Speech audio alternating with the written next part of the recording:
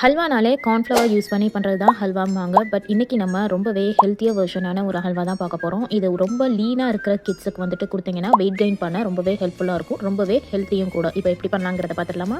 நான் வீடியோவில் காட்டியிருக்கிற மாதிரி நல்லா பழுத்த நேந்திர பழமாக எடுத்துக்கோங்க. அதை மிக்ஸி ஜாரில் சின்ன சின்னதாக கட் பண்ணிவிட்டு அது கூடவே ஒரு 3 ஏலக்காய் சேர்த்துட்டு நல்லா ஒரு ஸ்மூத் பேஸ்ட்டாக கிரைண்ட் பண்ணி எடுத்துக்கோங்க. இப்போ நல்லா ஹெவியான ஒரு பேன் எடுத்துக்கோங்க. அடி பிடிக்காமல் இருக்கும். அதில் நம்ம நல்லா ஸ்மூத்தாக கிரைண்ட் பண்ணி வச்சுருக்கிற பனானா பேஸ்ட்டை ஆட் பண்ணிவிட்டு லைட்டாக மிக்ஸ் பண்ணி விட்டுக்கோங்க. அதோட கலர் மாறி வந்ததும் நல்லா கோகனட் ஆயில் வந்து ஆட் பண்ணிக்கோங்க.